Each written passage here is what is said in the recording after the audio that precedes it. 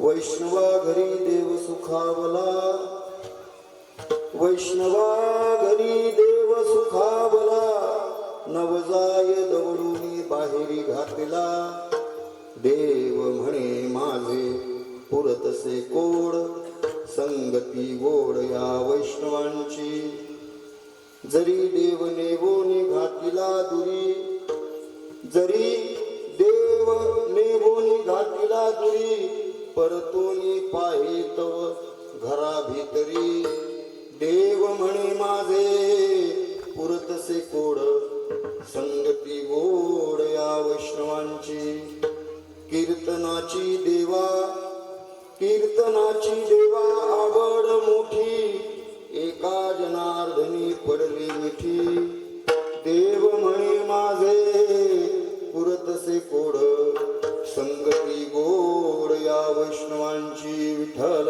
विठ्ठल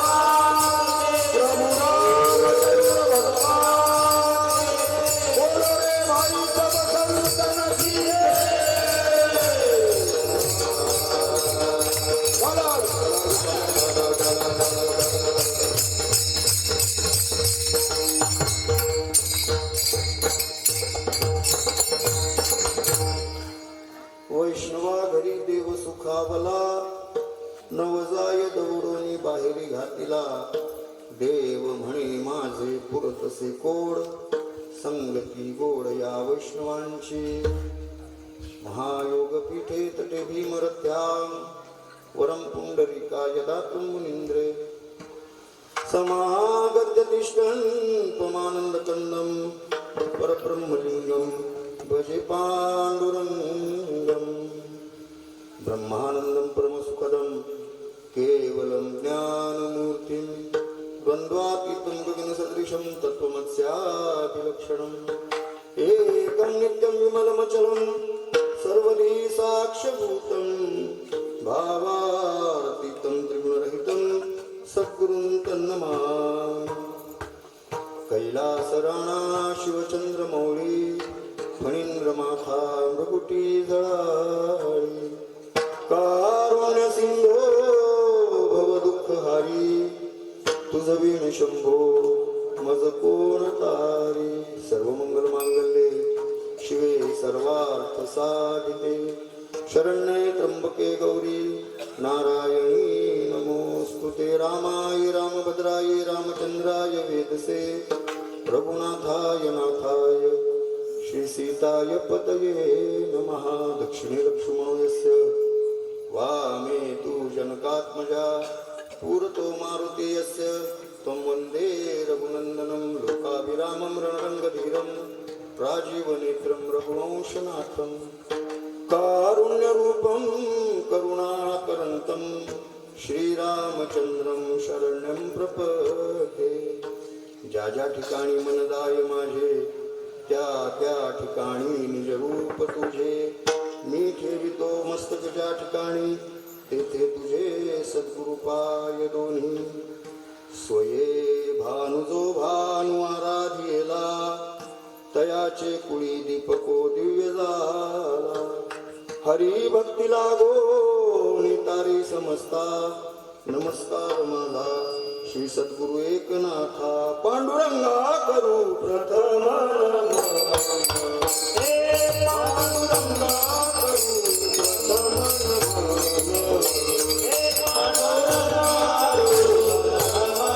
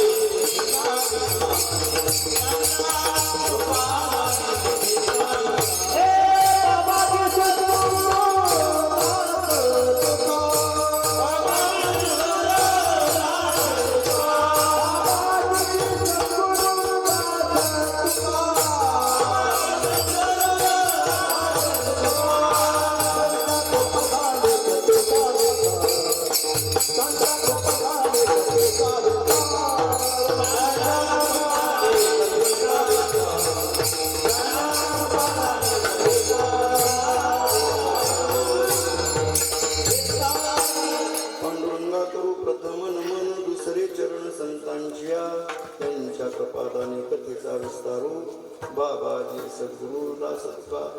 ओम नमो ज्ञानेश्वरा करुणा करा दयाळा तुमचा अनुग्रह लादलो पावन झालो चराचरी मस्तके पायावरी या वारकरी संतांच्या वैष्णवा घरी देव सुखावला नवदाय दवळून बाहेरी घातिला देव म्हणे माझे पुरतसे कोड संगती गोड या वैष्णवांची धन्य धन्य एक नाथा धन्य धन्य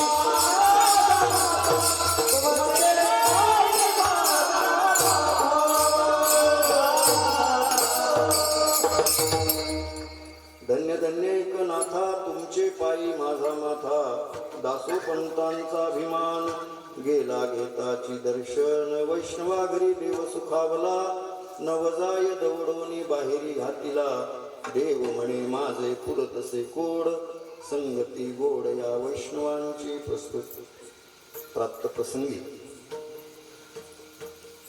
पुण्यपर्व काळ असा या ठिकाणी चालू आहे. भगवान श्री महादेवाच्या म्हणजेच महाशिवरात्रीच्या निमित्ताने चालू असणारा हा अखंड हरिनाम सप्ताह तथा भावार्थ रामायण ना वाल्मिकी रामायण भावार्थ रामायण नाथरायांचं वाव काय योग आहे. सहसा भावार्थ रामायण तुम्ही सांगत नाही बरं का आजकाल कारण की तो विषय खूप गोड आणि सुंदर आहे आणि असं 7-8 दिवसात समजण्यासारखं नाही परंतु तुम्ही धन्य आहात की तुम्ही भावार्थ रामायण श्रवण करत आहात लक्षात घ्या.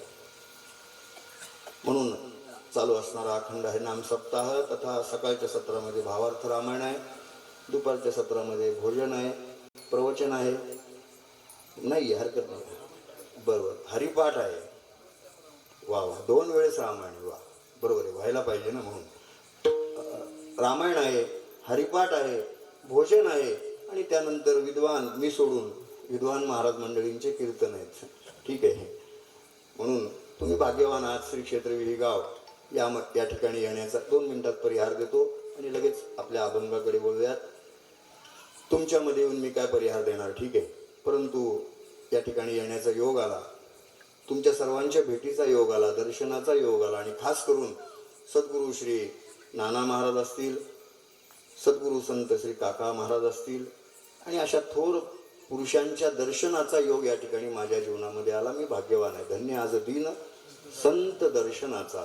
आणि या दुग्ध शर्करा योग असा इथं आल्यावर मला कळालं आत्ता की या ठिकाणी बंकट स्वामींनी महाराजांनी 4 महिने चातुर्मास केला. काय भाग्यवान आहात तुम्ही खरोखर. अशी साधक मंडळी ज्या वेळेस आपल्या संपर्कात येतात बरं का येतात आपण त्यांच्या संपर्कात जात नसतो आपली काहीतरी पूर्व पुण्य असते म्हणून अशी साधक मंडळी आपल्या संपर्कामध्ये येतात महात्मी मंडळी आपल्या संपर्कात येतात आणि मग जसा परिसाला लोखंडाचा स्पर्श व्हावा आणि ते लोखंड सोनं व्हावं अशा पद्धतीने तुमचं जीवन सुद्धा सोन्याचं झालेलं आहे. तुम्हाला माहिती आहे का नाही मला माहित नाही पण मला माहिती आहे लक्षात घ्या. म्हणून अशा पवित्र अशा भूमीमध्ये श्री क्षेत्र विहिगावमध्ये येण्याचा मला योग आला. ज्यांच्यामुळे आला असे असणारे आदरणीय हरिभक्तपरायण परमार्थ स्नेही श्री अलोने महाराज असतील त्यानंतर हरिभक्तपरायण श्री गायकवाड महाराज असतील यांच्या दोघांच्यामुळे यांनी मला फोन केला आणि सांगितलं महाराज यावं लागते म्हणलं नक्कीच येणार. आणि इथं आल्यानंतर कळालं की नाना महाराज हे संत सद्गुरू शांतीब्रह्म नाथरायांचाच अवतार त्या ठिकाणी मानले गेले आहेत असं त्या ठिकाणी आपण मानतो. म्हणून अजून मला त्या ठिकाणी आनंदाचा भाग्याचा दिवस या ठिकाणी मला वाटतो.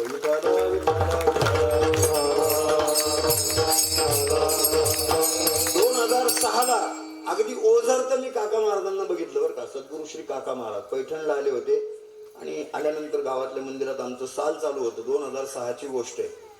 ते फोटो पण मला आज पाहायला मिळाले. खामगावमध्ये यांच्या घरी मी थांबलो होतो. आता त्यांचं नाव माझ्या स्मरणात नाहीये. हा, राजूभाऊ, हा त्रिकाळ, राजूभाऊ त्रिकाळ यांच्या घरी थांबण्याचा योग आला आणि त्यांनी मग दाखवलं. त्यांनी महाराज हे बघा. आणि मग मी बघितलं माझ्या आजोबांची काका महाराजांची संवाद असताना 1-2 फोटो आहेत. आणि त्यांनी त्यावेळेस मला ते भागवत जे लिहिलं होतं त्यांनी ओवीबद्ध, ते भागवत त्यांनी मला भेट म्हणून दिलं होतं, सप्रेम भेट. ते आजही माझ्याकडे बघा. त्यावेळेस 2006ची गोष्ट आहे. आज 2026 आहे.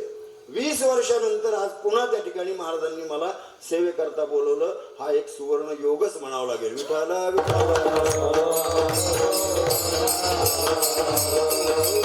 गावामध्ये आलो, खूप आनंद वाटला. प्रेमळ मंडळी आहेत ही सगळी. टाळकरी मंडळी. मोर्शीला 10-5 जणांची भेट झाली होती. महाराज होते आमचे पखवाजे, हे दोघच होते मला वाजवायला. आजही हे दोघच आहेत वाजवायला. चांगलं वाजवतील अशी अपेक्षा आहे मला. तसं तरी चांगलंच वाजवतात, त्याच्याबद्दल वादच नाही. त्या महाराजांच्या चरणी दंडवत प्रणाम आहे.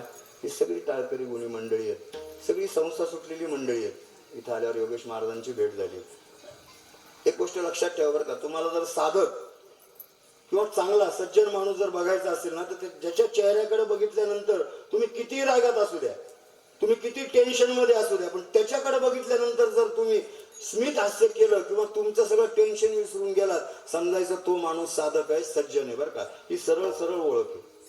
इथं आल्यानंतर योगेश महाराज असतील, ही सगळी मंडळी. ती मागची महाराज मला भेटली. मला नाव प्रत्येकाचं माहीत नाहीये आणि नावाशी करायचंय काय. मी मोर्शीला सांगितलं, आपण ह्या संप्रदायामध्ये वावरत आहोत ज्यांनी आपलं नावच कोणाला दिलंय, सद्गुरूला वाहून टाकलं. एका जनार्दनी नाथ महाराजांनी सगळं काही त्या ठिकाणी सद्गुरूला समर्पित केलंय. नावाच्या मागं आपण लागायचं नाही. नावाच्या मागं लागायला राजकारणी माणसं आहेत, ते त्यांच्यासाठी तो विषय, आपल्यासाठी तो विषय नाही. आपल्यासाठी फक्त नाम, संकीर्तन आणि संत सज्जनांचे विचार एवढाच विषय आपल्या पुरता आहे. विठाला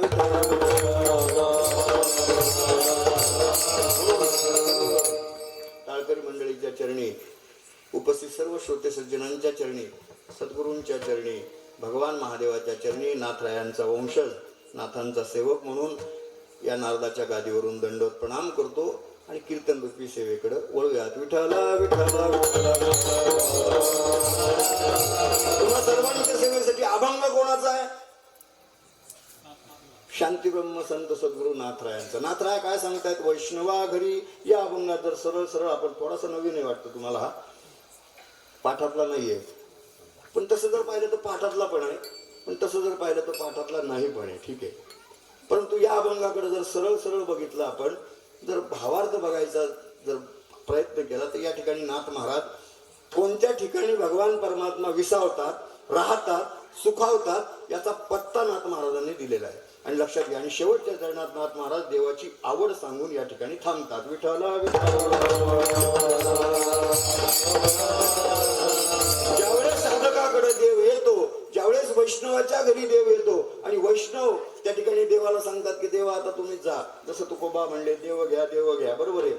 देवाला सांगतात संत की तुम्ही जा, आता थांबू नका. बघा बरं का, अधिकार संतांचा आहे बरं का. तसं जर बघितलं तर हा खूप चिंतनीय अभंग आहे. परंतु जरी संत त्यांना वैष्णव घालून देतात, तरी नाथ महाराज म्हणतात पुन्हा देव पुन्हा पुन्हा मागं बघतो आणि पुन्हा पुन्हा विनंती करतो की बाबा मला तुमच्याकडेच राहू द्या. स्व अनुभव किंवा आत्मप्रचितीमधून नाथ महाराज चिंतन मांडतायत. विठाला हे गोष्ट नेहमी लक्षात ठेवायची. आपण कोणाचंही ऐकायचं नाही बरं का. ज्याचा आपण ऐकणार आहोत त्याचा पहिल्यांदा अधिकार बघणं आपल्याला गरजेचं आहे. उगाच कोणाचंही ऐकायचं नाही आणि आपली बुद्धीचा भ्रंश करून घ्यायचा नाही. अधिकार संपन्न व्यक्तीचं माणसाने ऐकावं, नक्की ऐकावं, त्याचं ऐकणं सोडू नये. परंतु माझ्यासारखा जर असेल 10-5 वर्षात कीर्तन करणारा आणि तो सांगतोय तुम्ही ऐकताय, तर त्याने काय होतं, बुद्धी भ्रंश होत असतो बरं का. लक्षात घ्या, तुमची चांगली बुद्धी सुद्धा वाईट त्या ठिकाणीकडे वळत असते. म्हणून चांगल्या माणसाचं, अधिकार संपन्न व्यक्तीचं ऐकावं. हे मी सांगत नाही, जगद्गुरु तुकोबारायांनी प्रत्येकाला अधिकार दिलेला आहे बरं का. आणि जसा ज्याचा अधिकार आहे तसा त्यांनी मार्ग पण त्या ठिकाणी दाखवतो. अधिकार तैसा दाविला मार्ग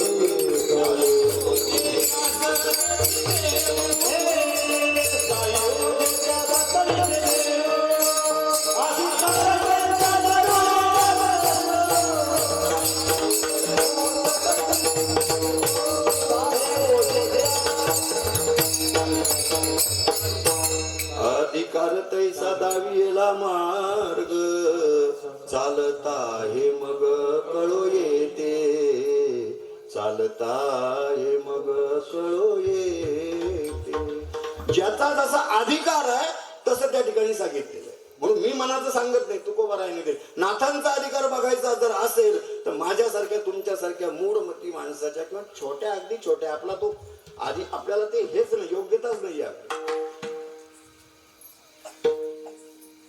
पहिल्यांदा बघा राजांचे अधिकार सांगायला राजाचं गुणगान गाण्यासाठी भाट ठेवले जायचे भाट बरोबर आहे राजवाड्यात.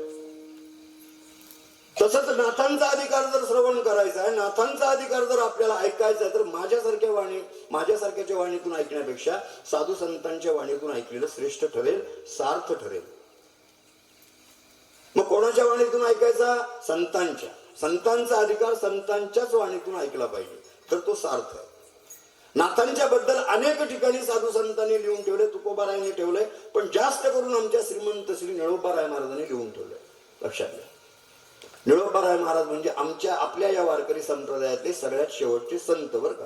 त्याच्यानंतर वारकरी संप्रदाय संत मानत नाही. बाकी साधू पुरुष आहेत महात्मे आहेत सत्पुरुष आहेत ठीक आहे ज्याला आपण म्हणू परंतु संत नाही. लक्षात घ्या संत साधू पुरुष योगी याच्यामध्ये फरक आहे. लक्षात घ्या संत फक्त निळोबारायापर्यंत. निळोबारायांनी अनेक ठिकाणी नाथ महाराजांचा अधिकार सांगितलेला. लक्षात घ्या निळा म्हणे देव रावे यांच्या घरी दत्त चोपदारी करीत असे नाथांचा अधिकार. लक्षात घ्या द्वारकेची मूर्त एकनाथा घरी पाणी वाहे हरी कावडीने नाथांचा अधिकार. अजून भरपूर आहे. कावडीने पाणी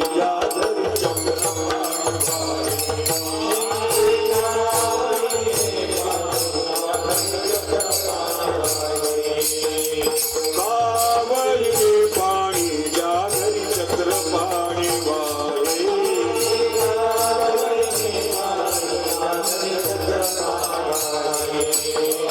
अनन्य भक्ती भावी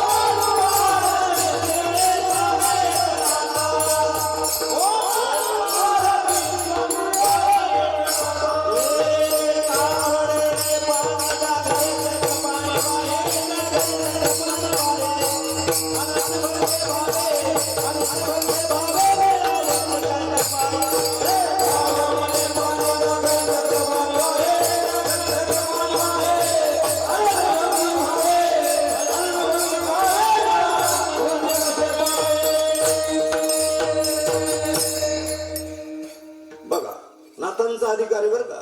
कावडीने पाणी ज्या घरी चक्र पाणी वाहे ज्यांच्या घरी प्रत्यक्ष भगवंताने 12 वर्ष पाणी व्हावं 1-2 दिवस नाही बर का 12 वर्ष नाथांचा अधिकार. अजून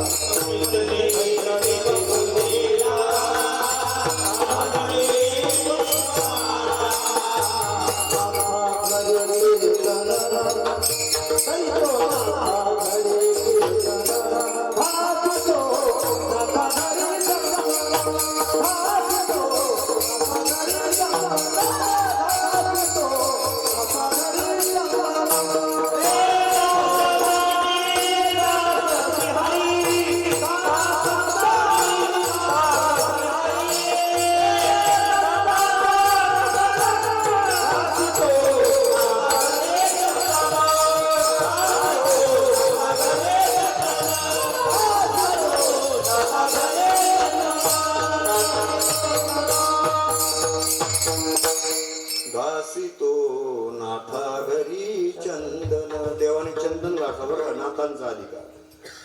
हे सगळं जाऊ दे, एकच अभंग नळोबारायांचं लक्षात ठेवा, नाथांचा अधिकार कळून दे. सकल संतांचा राजा, सकल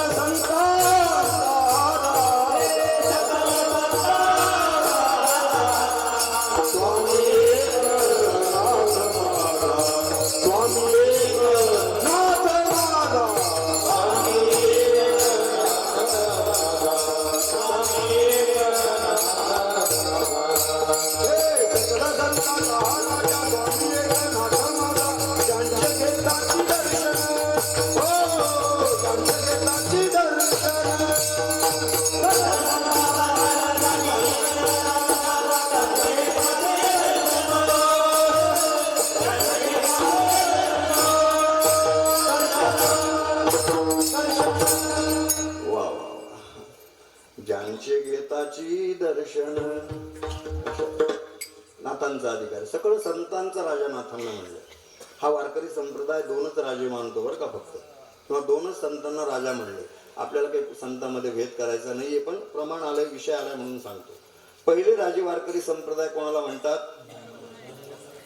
ज्ञानियांचा राजा गुरु महाराव, म्हणती ज्ञानदेव तुम्हा ऐसे. किती ज्ञान आहे? ज्ञानाचे राजा आहेत ज्ञानोबा. ज्ञानाचा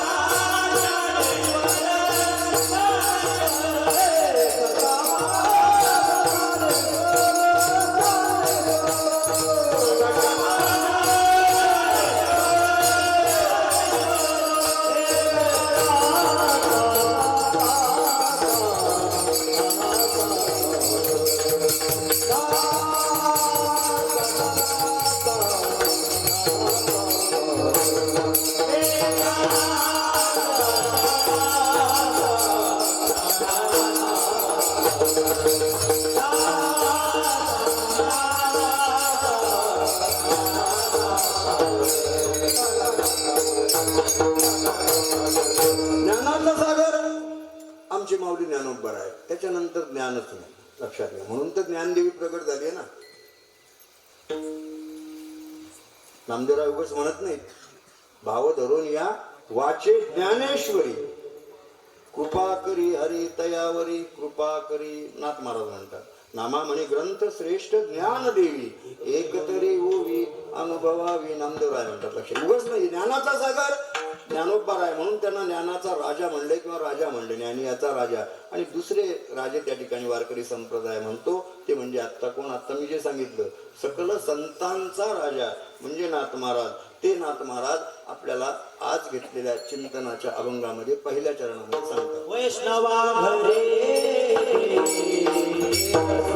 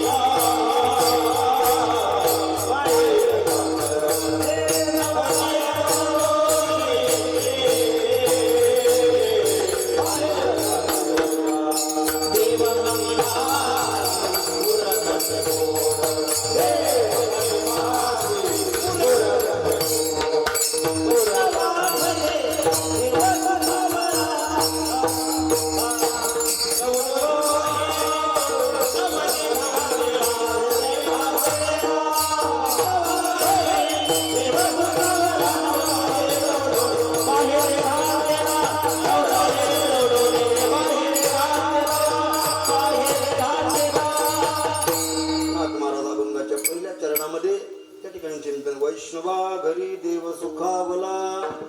नाथ महाराज, आम्हाला वैष्णव म्हणजे काय हे पहिल्यांदा कळालं पाहिजे. मग नंतर देव सुखावतो, मग नंतरची अवस्था आहे. वैष्णव कोणाला म्हणायचंय? वैष्णव म्हणजे आपल्या भाषेमध्ये संत, बरं का, साधू. लक्षात घ्या. वैष्णव जनते तेणे कहिए पीड पराई जाने रे.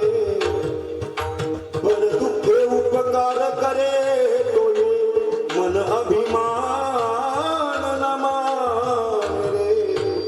वैष्णव जो पीड पराई जाने रे, वैष्णव जन. जो अभिमान बाळगत नाही, वैष्णव जन. किती सोपी व्याख्या. जे कारंजले गांजले त्यासी म्हणे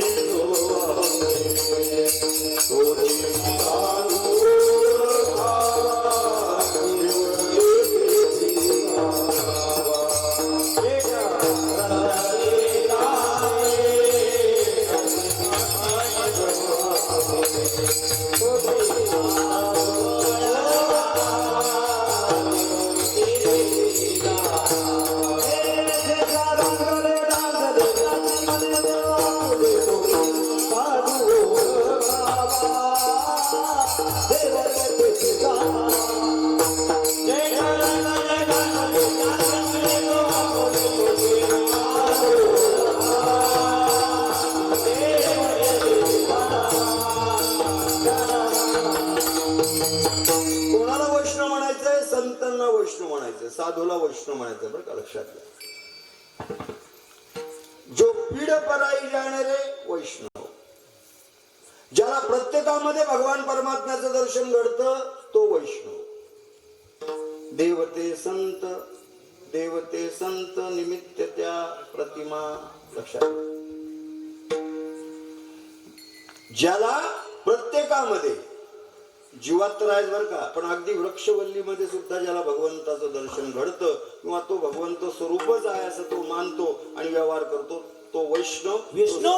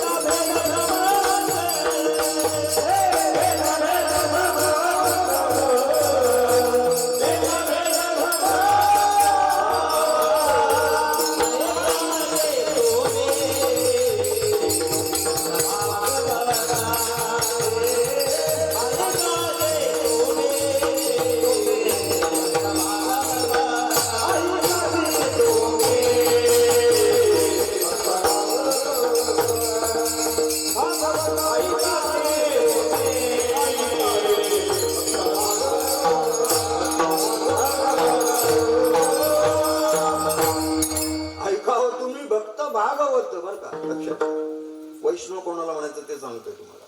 जो भागवत धर्माचं आचरण करतो तो वैष्णव, बरं का, सरळ सरळ.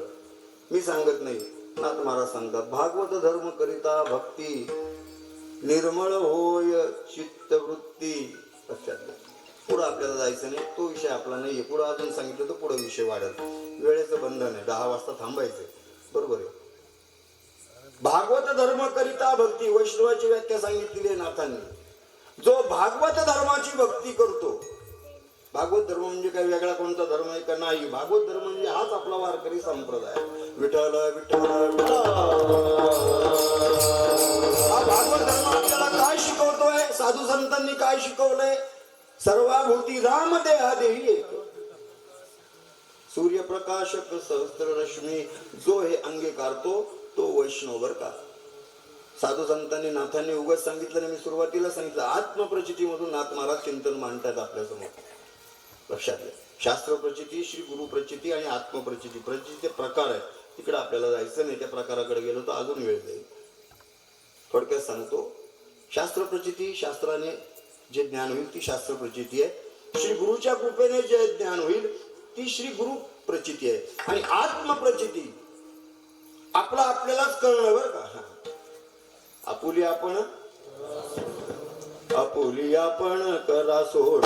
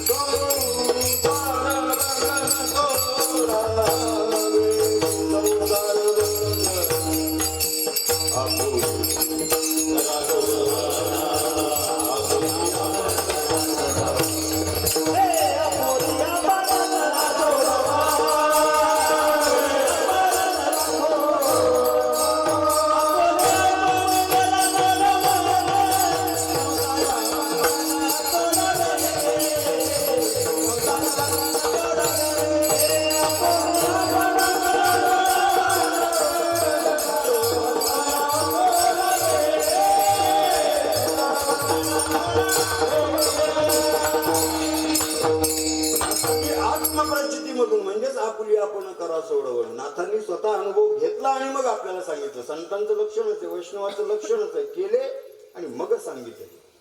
आमच्यासारखं नाही अगदी इथून सांगायचं, करायचं काहीच नाही. विठ्ठला विठ्ठल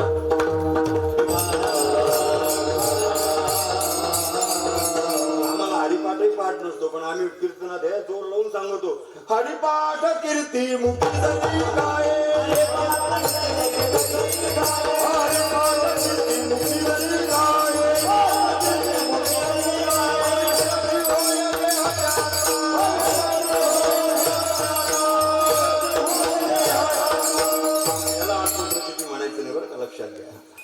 नाथांनी आधी केलं, अनुभवलं आणि मग आम्हाला सांगितलंय. वैष्णवा घरी, वैष्णव त्याला म्हणायचं. लक्षात घ्या, कोणाला? नाथांना वैष्णव म्हणावं. जगद्गुरु तुकोबार आहे वैष्णव, ज्ञानोबार आहे महावैष्णव, ज्ञानदेव वैष्णव मोठा. लक्षात घ्या, उगाच नाही आहे, वैष्णव त्याला म्हणायचं. लक्षात घ्या, नाथांनी आधी स्वतः केलं बरं का, वैष्णव धर्म स्वतः पाळला आणि मग आपल्याला सांगितलं. नाथांना सगळ्यांमध्ये देव दिसत होता. लक्षात घ्या, नाथांचं चिंतन चालू आहे म्हणून नाथांचा दाखला देतो. कथा सर्वांना श्रुत असेल, परंतु विषयानं सांगणं गरजेचं म्हणून सांगतो, थोडक्यात सांगतो. चरित्रामध्ये विस्तृत वर्णन आलेलं. नाथराय महादेवाला पाणी घालण्यासाठी त्या ठिकाणी कावडीने पाणी घेऊन चालले बरं का. एकटे नाथबाबा नव्हते, पैठणमधील अनेक विद्वान ब्राह्मण मंडळी त्यांच्यासोबत होते. सवळ्यामध्ये ते कावडीने घेतलेलं पाणी आहे आणि नाथ महाराज त्या ठिकाणी ते महादेवावरती घालायला चालले, सगळी ब्राह्मण मंडळी. आणि पैठणमध्ये एका भागामध्ये ते येतात आणि आल्यानंतर त्या ठिकाणी त्या बाजूला एक गाढव तळमळत आहे बरं का, खाली जमिनीवर पडून तळमळत. अक्षरशः जर त्याला 10 मिनिटांमध्ये पुढचे पाणी मिळाले तर ते मरून जाणार आहे, अशी त्याची अवस्था आहे. त्या गाढवाच्या शेजारी त्याची एक मालकीन म्हणजे कुंभारीण उभी आहे. आणि कुंभारीण येणाऱ्या जाणाऱ्या प्रत्येकाला विनंती करते, हात जोडून विनंती करते, रडते की बाबांनो थोडंसं पाणी माझ्या या गाढवाला कोणतरी पाजा, म्हणजे काय वेळ हा पुन्हा आपल्या सुस्थितीमध्ये येईल आणि हा त्या ठिकाणी त्याला तरतरी येईल आणि तो उठेल आणि माझं काम चालू होईल. कारण की ह्या गाढवावरच माझं काय पोट आहे. हा जर मेला तर माझं पोट त्या ठिकाणी बंद पडेल, मला खायची भ्रांत आहे. अनेक लोक समोरून चाललीत, अनेक ब्राह्मण मंडळी कावड घेऊन पुढे चाललीत बरं का. काही जणांनी तिच्याकडे बघितलं, बघून न बघितल्यासारखं केलं, काही जणांनी बघितलंच नाही, निघून गेले. सगळ्यात शेवटी नाथ महाराज होते. नाथ महाराजांची अवस्था तीच होती, सवळ्यामध्ये होते, कावड होती आणि निघाले होते. नाथांनी बघितली अवस्था, अरे अरे वाईट वाटलं नाथांना. नाथ महाराज धावत धावत तिथे गेले. आता ही जी पुढे गेलेली ब्राह्मण मंडळी होती का, त्यांना माहिती होतं की नाथ महाराज असं काहीतरी इथं करणार, ते तिथंच थबकले पुढे जाऊन. जसे नाथ महाराज तिकडे जाताना त्यांना दिसले तसे दोन जणांनी आवाज दिला, अहो एकनाथ महाराज काय करता, कुठं तिकडे जाता, हे पाणी महादेवाला घालायचंय, तिकडे कुठं चाललात, त्या गाढवाला पाणी पाजलं तर विटाळ होईल, तुम्ही धर्म बुडवायला निघालात, असं करू नका. नाथांनी कोणाचंच ऐकलं नाही बरं का, वैष्णव त्याला म्हणायचं. नाथ महाराज तिथे गेले, काहीच बोलले नाही, काहीच बघितलं नाही, पटकन दिवशी ती कावड इथले ते उचलली कावड आणि त्या गाढवाच्या तोंडामध्ये ओतून दिली. जसं त्या गाढवाच्या मुखामध्ये थोडं पाणी गेलं, अंगावर पडलं, ते गाढव काय झालं, ताजं तवानं झालं, उठून उभा राहिला आणि जागेवर उड्या मारायला लागलं. त्या कुंभारणीला फार आनंद झाला, इतका आनंद झाला विचारता सोय नाही. आणि दुसऱ्या मिनिटामध्ये काय झालं, त्या कुंभारणीची झाली पार्वतीवर का, माता पार्वती आमच्या, आणि गाढवाचे झाले कोण, प्रत्यक्ष भगवान महादेव त्या ठिकाणी झाले. लक्षात घ्या. म्हणून नाथ महाराजांनी चिंतन मांडले, शिव भोळा चक्रवर्ती, शिव भोळा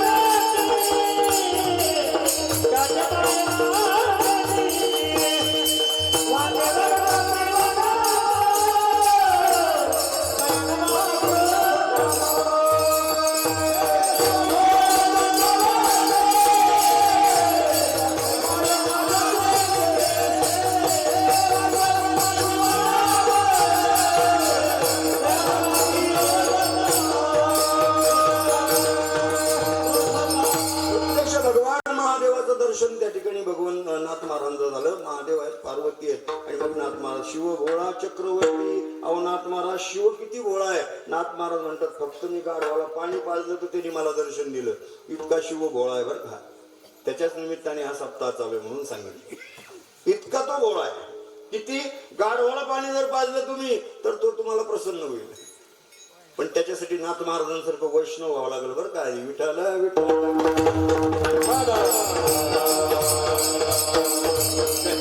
त्याच्याशिवाय नाही बरं का. शिव किती भोळा आहे. असा कसा माझा बाई भोळा शंकर, रावणासी आत्मलिंग दे काढून. रावणाला आत्मलिंग काढून देणे इतका शिव भोळा आहे बरं का. एकदा रावणाने, पार्वतीने सांगितलं रावणाला की स्वामी, बाकीच्या देवांचे घर बघा कसे आहेत आणि आपलं घर बघा कसं आहे, आपल्याला चांगलं घर तरी बांधावं. आता पार्वती महिलाच, पार्वती काय आणि तुम्ही काय, काही फार फरक नसतो महिलांच्या स्वभावामध्ये. बाकीच्यांचं तर मग मला कमवून नाही. पार्वती माता म्हणजे आपल्याला घर पाहिजे भगवान. महादेव म्हणजे अगं पार्वती किती मस्त आहे, वातावरण छान, कशाला पाहिजे घर आपल्याला. नाही नाही, राहू द्या, घर पाहिजे. ठीक आहे, बांधलं, इतकं सुंदर बांधलं विचारता सोय नाही. तिने सांगितलं सगळ्या देवामध्ये आपलं घर चांगलं पाहिजे, इतकं सुंदर घर बांधलं. आता घर तर बांधलंय, पण वास्तुशांती करावं लागेल ना, त्याच्याशिवाय प्रवेश कसा. मग वास्तुशांती करावं लागेल म्हणले स्वामी. स्वामी म्हणजे ठीक आहे करू. मग वास्तुशांतीला ब्राह्मणाला बोलवावं लागेल. बोलवा ब्राह्मण. कोण बोलू. महादेवाकडे यायला कोणी तयार नाही बरं का पटकन, कुठलाच ब्राह्मण. कोण जाईल महादेवाकडं. मग पार्वती म्हणजे एक काम करा ना, तुमचा जो भक्त आहे कोण, हा त्याला बोलवा. रावणाला पाचारण केलं. रावण महाराज आले, विद्वान बरं का रावण अत्यंत. रावणांनी विचारलं, सांगा महाराज काय सेवा करू. महादेव काय सेवा करू. काही नाही बाबा, मी इतकं चांगलं घर बांधलंय, आता त्याची वास्तुशांती करायची. तुझ्या आई साहेबाचा विचार आहे की तुझ्या हातून करायची, करतोस का बाबा. हो. का नाही करणार, तुमची सेवा 100% करणार. पण महादेव म्हणतात काय घेशील ते सांगा ती दक्षिणा, नंतर उगाच किरकिर नको दक्षिणेवर. महादेव म्हणतात किरकिर होणार नाही. आपलं रावण म्हणतो किरकिर होणार नाही भगवान, तुम्ही जे देताल ते. महादेव म्हणतात तसं नसतं, व्यवहार हे ठरवून घे. पैठणून यायचंय कीर्तनाला, पाकिट किती घेणं ठरवून घे. विठाला विठाला विठाला.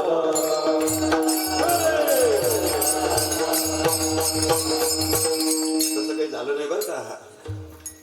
मी कधीच पाकिट ठरवित नाही. हा अनुभव विचारून बघा. आलोनी महाराजाला विचारा, गायकवाड महाराजांना विचारा. हा आमचा काही धंदा नाही. लक्षात घ्या.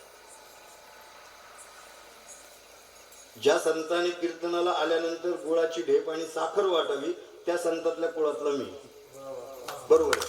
आणि मी जर पाठी ठरवून जर कीर्तन करायला लागलो तर मला वरती मिळेल का काही मोक्ष? नाथ महाराज मला काय म्हणते, श्रीनाथ महाराज तुम्ही इकडे येऊच नका गड्या, आता तुम्ही पुन्हा पुनरपी जननम भोगीत बसा. अनेक योजनेमध्ये तुम्हाला त्रास आहे, लक्षात आहे. म्हणून जे देताल ते आनंदाने घ्यायचं. कधी आतापर्यंत नाथांच्या कृपेने झालं नाही की अंगावर कीर्तन आलं विठाला विठाला.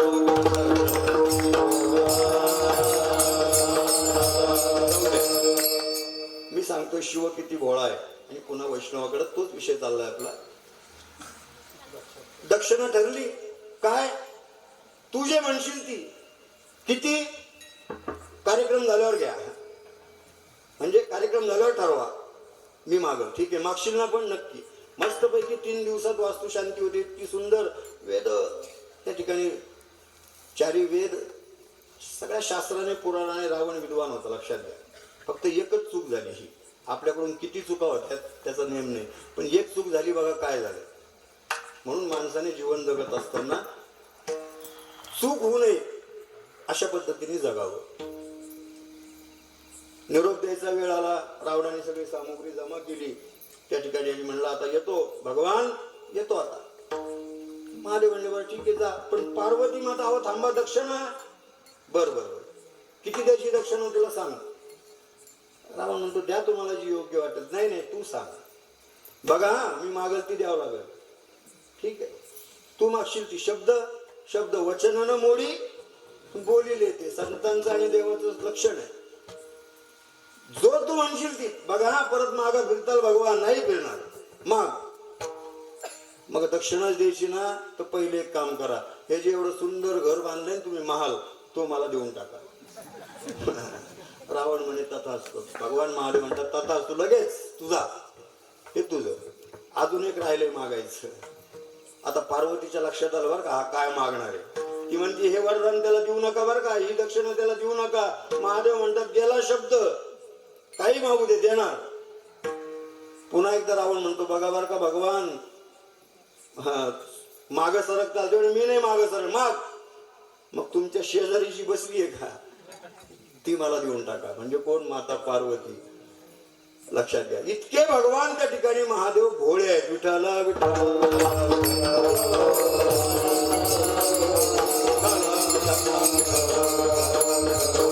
म्हणून नाथ महाराजांना त्या ठिकाणी प्रत्यक्ष का सांगितलं, भगवान महादेवांचाच उत्सव चालू आहे म्हणून त्यांचं काहीतरी त्या ठिकाणी गुणगान गुणवर्णन व्हावं म्हणून त्यातला हा दृष्टांत तुम्हाला दिला.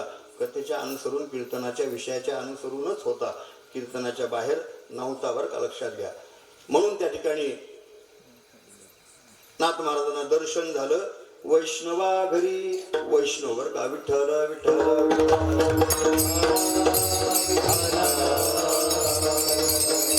अशा वैष्णवाच्या घरी देव सुखावतो बरं का. असा जो वागतो त्याच्या घरी देव सुखावत असतो. वैष्णवा घरी देव सुखावला. सुखावला शब्द नाथ महाराजांनी राहिला का नाही वापरला, तर या ठिकाणी सुखावला शब्द नाथ महाराज वापरतात. याचं विशेष कारण असं आहे, राहणं वेगळं आणि सुखाने राहणं वेगळं. सुखाने आनंदाने राहणं वेगळं, समाधानाने राहणं वेगळं. महिला वर्ग जास्त. उदाहरण देऊ, नवीन झालेली लग्न झालेली मुलगी सासरी जाते, एक 8-15 दिवस बरं असतं, नंतर हळूहळू काय होतं, तिला तिथं करमत नाही. का करमत नाही? कारण की ती तिथं सुखी नसती, सुखावत नसते. लक्षात घ्या, सुखाने राहणं वेगळे, आनंदाने राहणं वेगळे. अगदी तन मन धनाने ज्याला म्हणतो तशा पद्धतीने राहणं वेगळं. म्हणून नाथ महाराज म्हणतात देव राहिला नाही तर देव त्या ठिकाणी सुखावला बरं का. राहिला तर आहेच, पण राहिला नाही नुसता, तर सुखावला सुद्धा. नाथ महाराज म्हणतात वैष्णवा घरी. आता काय झालंय, मला झाली वेळेची फार कमी. माझी दरवेळेस हीच होऊन गई. त्या मोर्शीलाही असं झालं, वेळ कमी पडला. इथंही तसंच व्हायच्या मागं. पर घड्याळ कुणी लावले काय माहिती, पण फार विद्वान माणूस घड्याळ लावणारा, शहाणा माणूस, एकदम हुशार माणूस. अगदी कीर्तनकाराच्या नजरेच्या टप्प्यात एकही मिनिटं पुढे जायचं काम नाही. विठोबा रखुमाई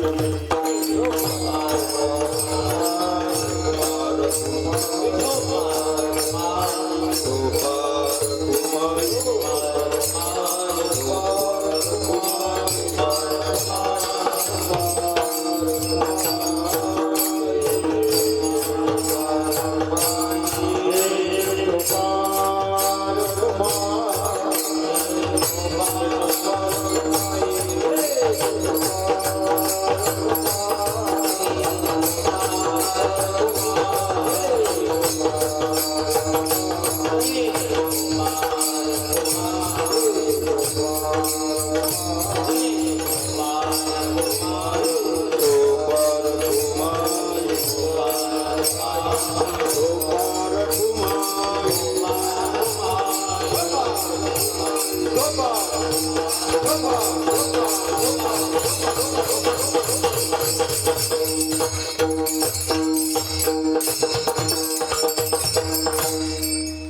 वैष्णवा घरी देव सुखावला. जर तुम्हाला वाटत असेल की आपल्या घरी देव सुखावा, राहावा, आनंदाने राहावा, त्या ठिकाणी तर मग काय, वैष्णव व्हा असं नाथ महाराज चिंतनामध्ये सुरुवातीला सांगतात.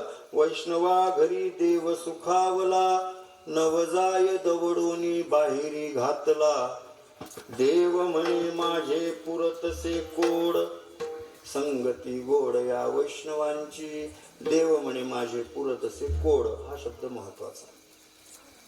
आपण म्हणतो कोड कौतुक, तशा पद्धतीचं नाथ महाराज म्हणतात की भगवान परमात्म्याचं जर खरं कौतुक कुठं होत असेल तर ते साधू संतांच्या घरी, साधू संतांच्या संगतीमध्ये, वैष्णवांच्या संगतीमध्ये होत असतं. लक्षात. पुन्हा नाथांचा स्वप्रचिती, स्वानुभव, आत्मप्रचिती. नाथांच्या घरी भगवान परमात्म्याचं इतकं कोड कौतुक व्हावं की देवाला 1 नाही 2 नाही 36 वर्ष राहावं वाटावं. लक्षात घ्या. का? त्या ठिकाणी कोड कौतुक त्या ठिकाणी भगवंताचं नाथांच्या घरी व्हावं, म्हणजे वैष्णवाच्या घरी व्हावं. किती कोड कौतुक व्हावं? द्वारकेहून ती पांडुरंगाची आलेली मूर्त, मला वाटतं मोर्शीला मी सांगितलं दृष्टांत. पांडुरंगाची मूर्त नाथांच्या घरी येते प्रसादिक. ती आजही पैठणला आहे बरं का. आलात पैठणला तर या, मी तुम्हाला दाखविल. तिला विजयी पांडुरंग म्हणतात.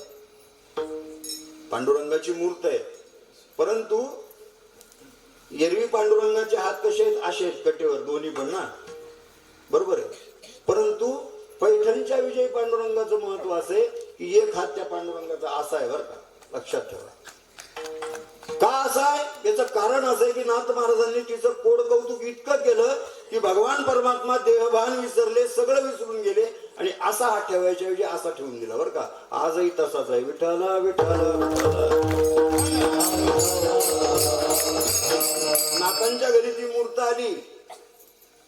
आल्यानंतर नाथ महाराज पूजा करत होते, तिथं ठेवली. मी सांगतोय देव म्हणोय माझे पुरतसे कोड बरं का. या संदर्भाने दृष्टांत सांगतोय नाथांचाच.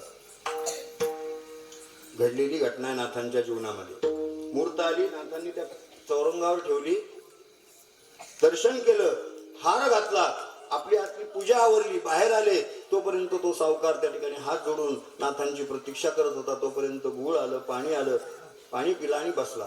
नाथ महाराजांची वाट पाहत बसला. नाथ बाबा बाहेर आले. आल्यानंतर मूर्तीला पुन्हा दंडवत केलं. त्या सावकारालाही नमस्कार केला आणि विचारलं येण्याचं कारण सांगा.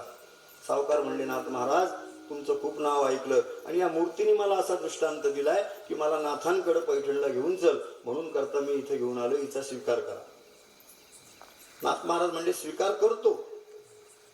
देव घरा आला, स्वीकार करतोय, परंतु जसा दृष्टांत तुला दिलाय तसा काहीतरी मलाही दिला पाहिजे, तर मग स्वीकार करतो. आता हा विषय इथं संपला बरं का. आता मायेने काम चालू केलं बरं का तिचं. एक गोष्ट लक्षात ठेवा, ज्या ठिकाणी भगवान परमात्मा प्रगट होतात त्या ठिकाणी दुसऱ्या बाजूला लगेच माया येत असते बरं का. नाण्याच्या 2 बाजू आहेत.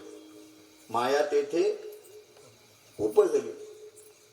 इकडे भगवान प्रगट झाले, तिकडे माया प्रगट झाली. ज्या ठिकाणी देव आहे त्या ठिकाणी माया आहे. मायेचं काम काय? भ्रमित करणं मायेचं काम आहे. लक्षात. भ्रमामध्ये टाकणं मायेचं काम आहे. भगवान त्या ठिकाणी नाथांनी विनंती केली, भगवंताकडे बघितलं, त्याला आळवू लागले मनातल्या मनात की देवा काय तुझं रूप आहे रे, किती सुंदर दिसतोस तू. राजस सुकुमार मदनाचा पुतळा, रवी शशी कला लोपरिया, राजस सुकुमार. सुंदर रूप आहे तुझं. रूप सावळे सुंदर, रूप सावळे सुकुमार.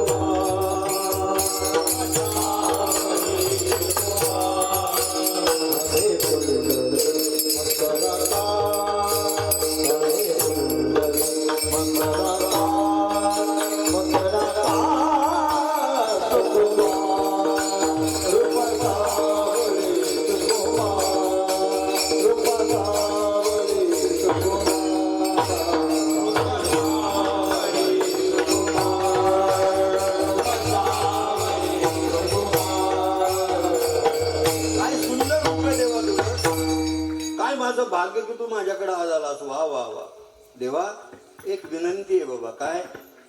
ते समोर लोणी आणि खडी साखर ठेवलंय, तेवढं भक्षण कर. भगवंताने सुद्धा मागं पुढं पाहिलं नाही बरं का. पटकन दिशी आपला हात उजवा काढला, त्या वाटीत घातला आणि असं खाल्लं, आणि ते पुन्हा असा ठेवायच्या ऐवजी त्या कोड कौतुकामध्ये इतका विसरून गेला स्वतःचा भान, असा हात ठेवून दिला. तो आजही तसाच आहे बरं का. नाथांच्या डोळ्यात घळा घळा घळा पाणी वाहत. वा वा देवा, काय कौतुक आहे बघा देवाचं. देवा, माझ्यासाठी एवढं केलंस. वा वा. पण माझ्या गरीबाकडे आला, सावकाराकडून, माझ्याकडे तुला काय मिळणार आहे खायला रोज? साधी आपली भाजी पोळी, भाजी भाकरी अनाथाची. तुम्हा योग्य नाही देवा, गोड करून या जेवा. त्यावेळेस ज्या विटेवर भगवान उभे आहेत का ते विजय पांडुरंग, त्या विटेवर आपोआप अक्षर उमटलीत बरं का. थोडीशी पुसट झाली आहेत आता, पण दिसतात. दास जेऊ घालावान, की हे एकनाथा, तुझ्याकडे मी आलोय, हे कोड कौतुक करून घ्यायलाच आलोय. तू मला जीव घाल अथवा जीव घालू नकोस, त्याच्यासाठी आलोच नाहीये. हे जे तुझ्या हातून कौतुक होतंय ना, आणि पुढेही होणार ते करून घेण्यासाठी मी आलोय. विठ्ठला विठ्ठल.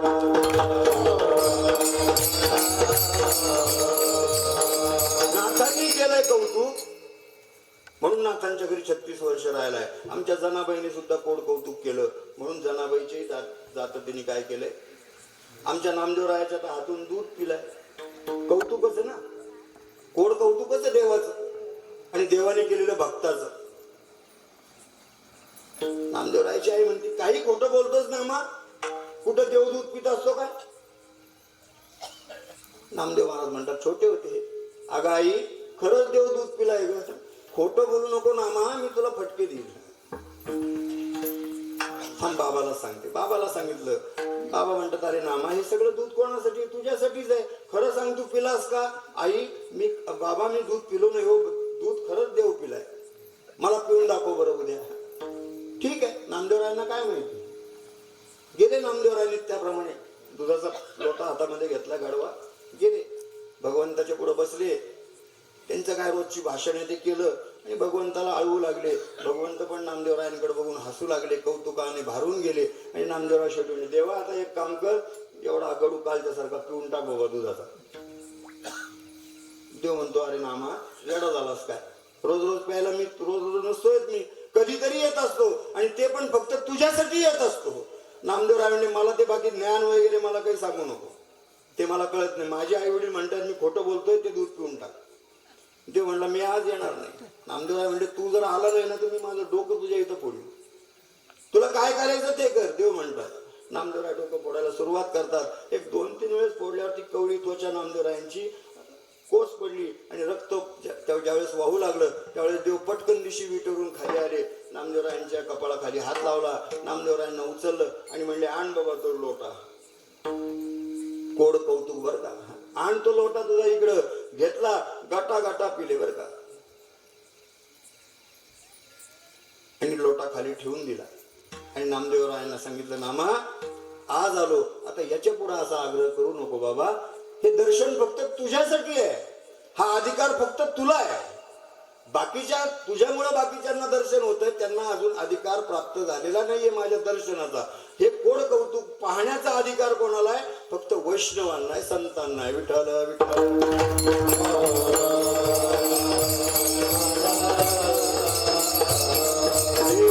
माझे पुरतसे कोड. साधू संतांच्या घरी, वैष्णवांच्या घरी भगवंताचं कोड कौतुक होतं. संगती गोड या वैष्णवांची. म्हणून नाथ महाराज म्हणतात, संगत करायची ना तर साधू संताची करा. संगत करलो संतन की. लक्षात घ्या. जब संत मिलन हो जाए तेरी वाणी हरि गुण गाए, तुम इतना समझ लेना तुझे हरि से मिलन होगा. लक्षात. तुम इतना समझ लेना तुझे हरि से मिलन होगा. जब संत मिलन हो जाए तेरी वाणी हरि गुण गाए, तुम इतना समझ लेना तुझे प्रभु से मिलन होगा. तुम इतना समझ लेना तुझे हरि से मिलन होगा.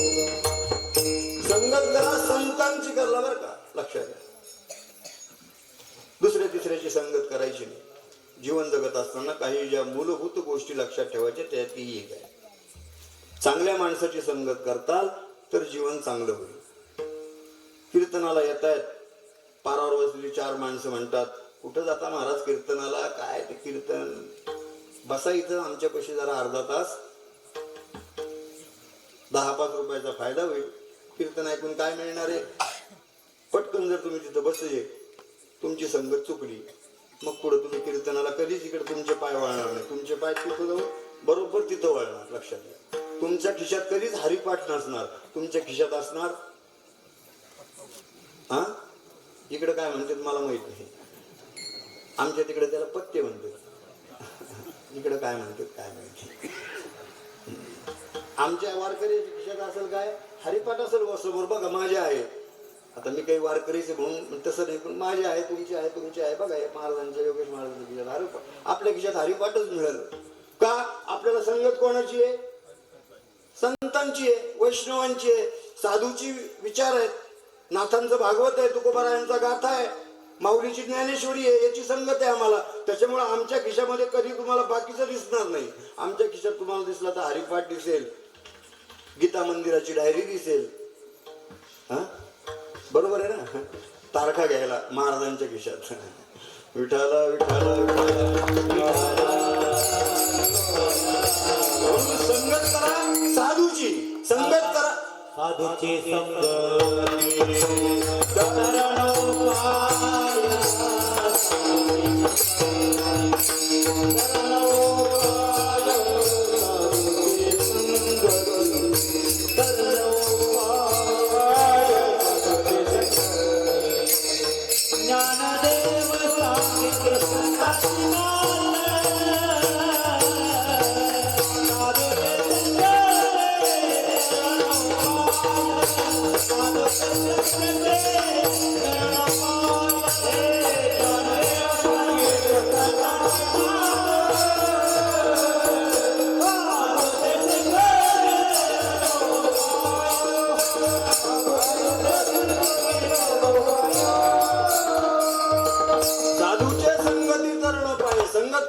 चांगली करा, साधू संतांची करा. संगत चुकली की जीवन चुकलं बरं का.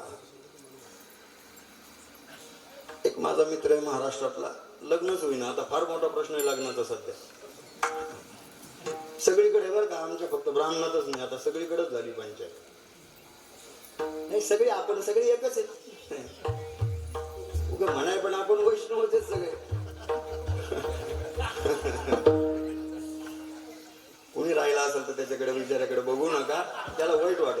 ठीक आहे, आपले झाले म्हणून काय झालं, त्याच्या विचारात राहिला असेल होईल, त्याचंही होईल. एवढी शिवरात्र होऊन जाऊ द्या, ज्याचे राहिले असतील ते सगळ्याचे होऊन जातील. विठाला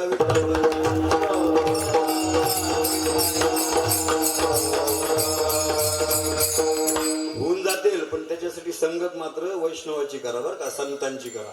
हा तर होतील. जर बाकीच्याची संगत केली तर होणार नाहीत, लक्षात ठेवा. आमच्या मित्राचं लग्न होईन गेले 40 वर्षाचं झालं. आई चिंतित, वडील चिंतित, पाहुणे चिंतित. भेटल त्याला वडिलांनी बघा हो माझ्या मुलासाठी एखादी गरीबाची का होईना बघा. आता गरीबाची सुद्धा काय झाली, हे ती गरीबाची राहिलेलीच नाही. हे लग्नाची वेळ आली की ते माणूस त्याचा वडील म्हणतात शेती पाहिजे 10 एकर, नोकरी पण पाहिजे बरं का. मुंबईला पुण्याला घर पाहिजे, चांगलं घर म्हणजे घर बरं का, फ्लॅट नाही, 1 BHK नाही, चांगला 4 BHK म्हणजे मोठा रो हाऊस पाहिजे. आणि पुण्याला राहायला फक्त कोण पाहिजे, दोघच, नवरा बायको. डस्टबिन नको, पुण्याची भाषा. डस्टबिन आहेत का घरात? किती डस्टबिन आहेत घरात? डस्टबिन म्हणजे कोण? आई वडील बरं का. डस्टबिन म्हणजे काय, कचरा टाकायची गोष्ट. डस्टबिन त्याला म्हणते. तिकडे काय कुठं चालली संस्कृती आपली. मी म्हणलं बाबा आहे 10 एकर शेती आहे पोराकडं, पोरग पुण्याला चांगल्या IT कंपनी सर्व्हिसला आहे, पण तुझी मुलगी जाईल का शेतात कामाला? छे महाराज, मुलगी कुठे शेतात जात असते काय काम? मग शेती करायची काय तुला? अनेक प्रश्न आहेत. तेवढे दृष्टांत आपला अजून वाढेल. मला मूळ मुद्द्याकडे यायचंय पुन्हा फिरून. आणि लग्न होईनं गेलंय, सगळ्याला म्हणावं, इकडं परेशान झाला. शेवटी बायकोनी सांगितलं बाबा अहो आपण मूळचे कुठले कर्नाटकातले, मग एकदा जरा आपल्या गावाकडे जाऊन बघा. एखादी लागली हाती कोणी तर गरीबाची, भाऊ त्याला पटतं, जातो देवाचं दर्शन घेतो, कर्नाटकाला जातो, 2 दिवस राहतो, जुन्या पाहुण्या रावळ्यांच्या भेटी घेतो आणि मग त्याच्यातून एक त्याला मुलगी तिथं सापडती बरं का मुलासाठी. मी संगत सांगतो बरं का, दृष्टांतामध्ये अडकू नका, सिद्धांताकडे या. तिथं ती काय होती, मुलगी सापडती, त्याला आवडती, बैठक होती आणि फक्त मुलीचे वडील म्हणतात की बाबा तुझा मुलगा एवढा शिकलेला आहे, चांगला मोठा आहे, झालेला आहे, नोकरीला आहे, पण माझी मुलगी आहे ती कमी शिकलेली आहे जरा, आणि काय तिला मराठी येत नाही बरं का. आता ह्याला प्रश्न, बाकी सगळं जाऊ दे म्हणे, शिक्षणाचं राहील, पण मराठी येत नाही म्हणल्यावर अवघड, कसा संसार व्हायचा. तो म्हणतो मग थांब मी माझ्या मुलाला फोन करून विचारतो. मुलाला फोन लावते वडील, अरे बाबा मुलगी चांगली आहे, कमी शिकलेली आहे, चालेल का? हो चालेल, कशी चालेल. आणि दुसरी गोष्ट अशी की तिला मराठी येत नाही. तो म्हणतो तरी चालेल का, इथं आल्यावर मी तिला वर्षभर शिकून देईन. त्याला काय फार अवघड गोष्ट. मग हो म्हणू का? हो म्हणा. लगेच सुपारी फुटती, तारीख ठरती. आता तो उलटा वेळेस झालेला आहे. कधी एकदा लग्न होतंय, सुंदर प्रकारे लग्न होतं, मुलगी सासरी येते. आता आपल्याकडे पद्धत अशी आहे, येती जाती म्हणतो आपण तिकडे, बरोबर, येणं जाणं. तुमच्याकडे काय म्हणते मला माहित नाही, पण आमच्याकडे तिकडे पैठण, संभाजीनगर का येती जाती म्हणजे काय, मुलीने यायचं, 2 दिवस इतर सासरी जायचं आणि मग पुन्हा कुठं जायचं, आपल्या माहेरी जायचं आणि मग या नवीन नवऱ्याने तिला आणायला जायचं. तशा पद्धतीने व्यवहार झाला. ते गेली मुलगी, पुन्हा माहेरी निघून गेली. 2 दिवसांनी हाई गेले नवीन जावई. आता पहिल्यांदा जावई घरी येणार म्हणल्यावर सासूरवाडीला काय असतं, फार आनंद असतो बरं का. जास्त कौतुक कोणाला जावयाचं, सासूला. वा वा वा. आता ज्यांचे लग्न झाले त्यांना माहिती आहे, ज्यांचे नाही झाले तुम्हाला नाही कळणार ते आनंद. पण सासूला इतका आनंद होत असतो. एक प्रसंग मला आला, कीर्तनाला जायचा, नेमकंच त्या गावात 2 दिवसापूर्वीच लग्न झालं आणि ज्याच्याकडे पंगत होती ती महिला म्हणली, महाराज कीर्तन झालं, मी तिच्याकडे गेलो, बॅग ठेवली होती, उचलून निघणार. तेवढ्यात म्हणली, महाराज एक विनंती करू का? म्हणलं करा ना. जाईल काही नाही म्हणे, आजच्या दिवस मुक्काम करा आणि उद्या जर तुम्ही दुपारून गेले तर काही चालेल का? काही तुम्हाला तारीख बिरीख कुठं नसेल तर? म्हणलं नाही भाई, मी काही एवढा बिझी कीर्तनकार नाहीये, मला काही तारीख नाहीये, अजून 8 दिवस मी थांबू शकतो. पण नेमकं कारण काय मला सांग. ते म्हणे, महाराज कारण असं आहे की 2 दिवसापूर्वी माझ्या मुलीचा विवाह झालाय आणि उद्या माझे जावई तिला नेण्यासाठी येणार आहेत. मग जावयाला तुमची पंगत घडेल, संगत घडेल आणि दर्शन घडेल म्हणून करता तुम्ही थांबावं अशी माझी इच्छा आहे. मी खूप तयारी केली, 2-3 दिवसापासून मी त्या तयारी. म्हणलं काय काय तयारी केली बाई, सांगा तरी. म्हणजे काय सांगू म्हणे महाराज, बघा दिवाणवरच्या चादरी बदलल्यात, पडदे बदलले, घर सगळं शेणाने स्वच्छ सारवलंय, गोठा स्वच्छ केलाय, अंगण स्वच्छ केलंय आणि विशेष म्हणजे गोठ्यातल्या गाईला, म्हशीला मी बिलकुल 2-3 दिवसापासून पाणी पाजलं नाही. म्हणलं वा वा, असं का केलं बाई? पाणी का नाही पाजलं त्या जनावरांना, मुक्या जनावर? म्हणे महाराज जर पाणी पितेल आणि जर दूध पातळ दिलं तर मग पातळ दुधाचा चहा जावयाला कसा देऊ, म्हणून जावयाला पातळ दूध नको, घट्ट दूध पाहिजे, म्हणून जनावराला 3 दिवसापासून पाणी पाजलं नाही. म्हणलं बाई जर तुझा जावई आज आला नाही, उद्या आला नाही तर तुम्हाला दिवसभर जीव घालणार नाही, उपाशी मारशील. त्याच्यापेक्षा तू आणि तुझा जावई, मला नको याच्यात अडकू. अशा पद्धतीचा आनंद तिथं होता बरं का. जावई आले, आनंद झाला. 2-3 दिवस राहिले. जावयाला पण काही सासूरवाडीहून या वाटत नसतं बरं का लवकर, नवीन एकदा जुना झाला की विषय संपला. मग चला जावई खुरपायला. आता घरी काय करणार आहे, तुमची बायको तिकडेच येणार आहे, आम्ही दोघंही चाललो तिकडं. घरी एकटे बसण्यापेक्षा काय करा, लाईटही नसेल, उन्हाळा आहे, ते काय म्हणतात त्याला, लॉकडाऊन आहे. लॉकडाऊन विसरून जा आता, लॉकडाऊनचं नावच नका काढू. विठाला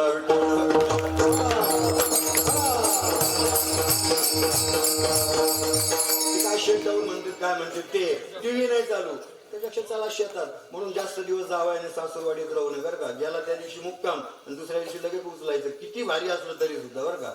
तर आब राहील, नाही तर आब गेल्याशिवाय राहणार नाही. ठीक आहे, हाही अनुभव आम्हालाच आहे, ज्याचं झालं नाही त्याला नाहीये. ठीक आहे, निघाले, घेतली बॅग, सासऱ्याने बॅग घेतली, सासूबाईंनी वाटी लावलं, बस स्टँडवर आले, गाडीत दिसली पैठणची, गाडीत बसले आणि टाटा बाय बाय झाला. दोघं नवीन नवरा बायको निघाले. बायको बसली खिडकीकडून, नवरा बसला अलीकडून सीटवर बरं का. आणि एक गाडी 20-25 किलोमीटर गेली. समजा इथून खामगाव 20 किलोमीटर, खामगावपर्यंत गाडी गेली. आता प्रत्येकाला वाटत असतं की आपल्या सासूरवाडीला जाताना कोणचे गावं लागते बाबा, ते बघावं तरी आपल्याला प्रसंग नेहमी येण्याचा येईल. आता म्हणून लक्षात ठेवा म्हणून काय केलं, निघाला. 20 किलोमीटरवर गेल्यावर काय झालं, मोठी कमान दिसली आणि त्या कमानीवर नाव लिहिलेलं होतं. आता ते नाव कशी लिहिले होते, ते कर्नाटकी भाषा, कुठं आपल्याला कळत जिलबी काय काय ते. आता ह्यानी पाहिलं पण वाचता येईना ना. मग तिला विचारलं, आता तिला मराठी येत नाही बरं का, आता हे याच्या पुढं दृष्टांत सुरू झाला. आता तिला मराठी येत नाही बरं का, ह्याला काय माहिती, तिला खटकच मराठी येईना. त्याने आपलं तिला विचारलं. आता बायांची सवय काय, गाडीत बसली की लगेच 2 किलोमीटर गाडी गेली की लगेच त्यांचे डोळे झाकत आहेत. कसं काय झाकत आहेत काय माहिती, पण झोपतात. तिला आपली डोकरी यायला लागली तेवढं तिने हलवलं, तिचा जागे पाहिलं त्याच्याकडे, खुणवलं. काय त्यांनी विचारलं, अगं हे गाव गेलं आता, हे कोणचं गाव आहे. आता तिला मराठी येत नाही बरं का, लक्षात ठेवा. ती तिच्या भाषेत त्याला म्हणती येनंद्री. आता त्यांच्या भाषेत येनंद्री म्हणजे काय, काय म्हणता ती म्हणती येनंद्री. आता हा माझ्या इतका शहाणा होता, त्याला वाटलं कर्नाटकी नाव आहे, गावाचं नाव असेल येनंद्री. काढली आपली डायरी, सुंदर प्रकारे येनंद्री नाव लिहून घेतलं, पुढं गेला. पुढं अजून 20 किलोमीटर गाव आलं, पुन्हा मोठी पाटी, पुन्हा विचारलं काय नाव आहे, पुन्हा तेच 10 विचार. तिला मराठी येतच नाही. पुन्हा विचारलं कोणचं गाव आहे, ती म्हणती येनंद्री. पुन्हा तिने लिहिलं. आता जास्त शहाणा होता ना माझ्यासारखा, त्याला वाटलं ती येनंद्री खुर्द, ती येनंद्री बुद्रुक. आता पुन्हा 40 किलोमीटर पुढे गेला, जवळजवळ त्या ठिकाणी आता कर्नाटक बाउंड्री संपूर्ण महाराष्ट्र बाउंड्री लागणार होती आणि तेवढ्या ते शेवटचं गाव होतं. पुन्हा तिने विचारलं कोणचं गाव आहे. मात्र ती त्यावेळेस चिडली बरं का, आणि त्याला म्हणते तिच्या भाषेत येनंद्री. आता जशी यांनी ती येनंद्री म्हणली तशी यांनी काय केली, पायातली काढली, पटकन दिशी तोडात मारली. पटकन दिशी ती म्हणली येट कुदरी. येत कुदरी म्हणजे तिच्या भाषेत मला का मारलं.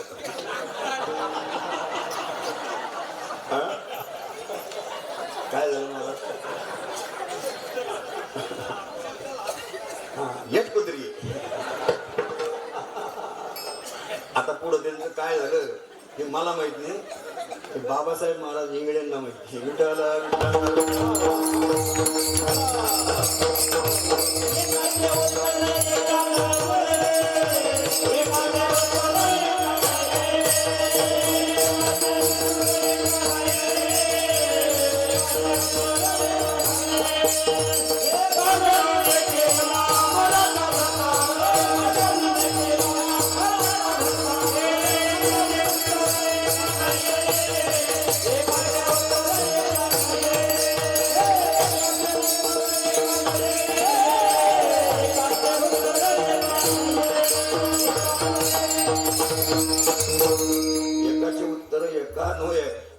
संगत जर चुकली तर पुढं जन्मही चुकल्यासारखाच होईल किंवा वाया जाईल त्या ठिकाणी. म्हणून संगत करा संतांची. नाथ महाराज तेच म्हणतात, वैष्णवा घरी देव सुखावला, नवजाय दवडोनी बाहेरी घातला, देव म्हणे माझे पुरतसे कोड, संगती गोड.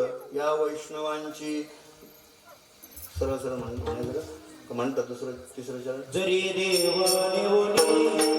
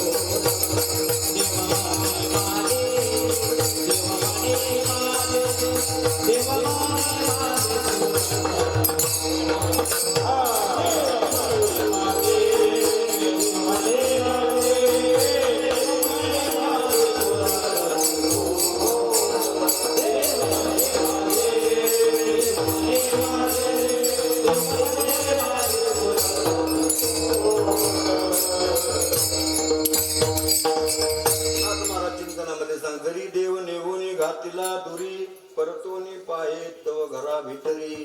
नाथ महाराजांच्या घरी मी सुरुवातीला सांगितलं 36 वर्ष परमात्म्याने काम केलं, 12 वर्ष श्रीखंड्या, 12 वर्ष त्या ठिकाणी भगवान दत्तात्रय आणि 12 वर्ष उद्धवाच्या रूपामध्ये भगवंताने काम केलंय. श्रीखंड्याच्या रूपामध्ये पाणी वाहिलंय, नाथांना चंदन उघडून दिलंय पूजेसाठी. देव पूजे समयी तिष्ठत असे, असं घ्या लक्षात घ्या. देवाने चंदन उघडून द्यावं, कोणाला लावायसाठी? देवालाच लावायसाठी बरं का. काय काय प्रसंग असेल बघा. स्वतः भगवान चंदन उघडून देतात, नाथ महाराज थांबलेले आहेत, भगवंताने चंदन उघडून दिले नाथांच्या हातामध्ये आणि समोर पांडुरंग म्हणतोय, आता नाथ महाराज पटकन दिशी तुमच्या त्या हाताने मला लावा हो, मी वाट बघतोय, तुम्ही मला कधी चंदन लावताय, तुम्ही मला कधी गंध लावताय. काय प्रसंग आहे, काय कौतुक आहे लक्षात घ्या. आणि उद्धवाच्या रूपामध्ये भगवंताने काय काम करावं तर नाथांचा सगळा व्यवहार बघावा. नाथांचा जो काही पूर्ण व्यवहार असेल तो सगळा व्यवहार दिवसभराचा उद्धवाने बघावा. आणि महत्वाचं काम काय उद्धवाने केलं तर नाथांना कीर्तन सेवेमध्ये साथ द्यावी बरं का. माग टाळ वाजवावा, नाथांना कीर्तनासाठी तयार करावं, ती बारबंदी त्या ठिकाणी त्यांना घालून द्यावी, वरती पगडी ठेवावी, गळ्यामध्ये विणा घालावा आणि हातामध्ये धरून त्या ठिकाणी कीर्तनस्थळी आणावं उद्धवाच्या रूपामध्ये बरं का. एवढ्यावर थांबले नाहीत बरं का. एवढा दृष्टांत सांगून मी सेवा थांबवणार आहे. जरी देव नेवोनी घातिला दुरी, परतोनी पाये तव घरा भितरी, या चरणासाठी हा दृष्टांत. आणि मग कीर्तनाला येऊन नाथ महाराजांनी उभे राहिलं, गळ्यात विणा घेतला, रामकृष्ण हरी झालं आणि विठ्ठल विठ्ठल विठ्ठल भजन सुरू झालं की भगवंताने म्हणजे त्या उद्धवाने काय करावं म्हणण्यापेक्षा त्याच्या हातात ते नाहीच आहे. लक्षात घ्या. मी न करी ज्याची कथा, परी तोच होय मुखी वक्ता, ऐसेनी बलात्कारे बोलविता, क्या म्या आता करावे. नाथ महाराज चिंतन करतात. लक्षात घ्या. ही अवस्था देवाची वाढ उद्धवाची.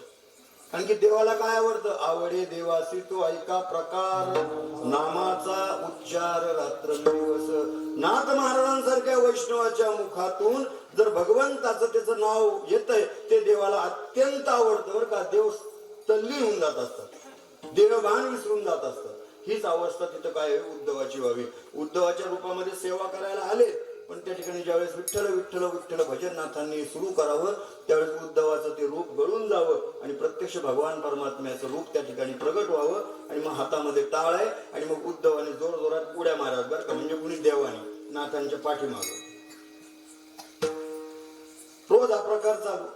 आता काय, आता समजा माझ्या पाठीमागं आमचे चोपदार महाराज, नाथांच्या घरी दत्तात्रयाने चोपदारी केली बरोबर आहे, विठ्ठल विठ्ठल भजन सुरू झालं आणि चोपदार महाराज जर प्रत्यक्ष दत्ताच्या रूपामध्ये जर तुम्हाला दिसायला लागले तर माझ्याकडे पाहताल का तुम्ही? नंतर महाराज पहिले बाजूला सारखा, आम्हाला दत्तात्रयाचं दर्शन घेऊ द्या. अशीच अवस्था रोज तिथं व्हायला लागली नाथांच्या कीर्तनात. देव नाचायला लागल्यावर लोकांनी तिकडे बघावं, नाथांकडे कोणाचंच लक्ष नाही. 1 दिवस झाला, 2 दिवस झाले, 8 दिवस झाले, नाथांनी मागं बघावं, पुन्हा उद्धवाचं रूप यावं, पुन्हा हातात टाळ, उद्धवाने स्मित हास्य करावं. नाथांना वाटावं काय भानगडे हो. एक दिवशी नाथांनी ठरवलं की चोरी पकडायची, नेमकं आपल्या पाठीमागं काय होतं हे बघायचं. आता कोण पकडील चोरी? सांगितलं चोपदाराला. चोपदार कोण होते? दत्त चोपदारी करी तसे कीर्तन झाल्यावर चोपदाराला बोलवलं, सांगितलं चोपदार उद्या कीर्तनात माझ्या पाठीमागं काय होतं ते सांगायचं मला बघून. चोपदार म्हणले बरं महाराज जी स्वामी. दुसऱ्या दिवशी दुपारची वेळ आहे, जेवण झाली, आवरले, थोडा आरामाची वेळ आहे, तेवढ्यात चोपदाराने उद्धवाला बोलवलं, सांगितलं उद्धव महाराज इकडे या, मला स्वामींनी आज्ञा दिली की माझ्या पाठीमागं काय होतंय ते सांगायचंय. आज मी स्वामींना सांगणार की तुम्ही कोण आहात. आता उद्धव म्हणले चोपदार जर माझं बिंब फोडताल तर मग तुम्ही पण कोण आहे ते मी नाथांना सांगून टाकील. मग नाथ तुम्हालाही जबाबदारी करू देणार नाही आणि मला पण इथं थांबू देणार नाहीत. लक्षात घ्या. मग बघा, मग दत्तात्रय म्हणतात बर बर बर तेरी विचूक. बघा हे सांगायची गरज आपल्याला पडत नाही. विठ्ठल विठ्ठल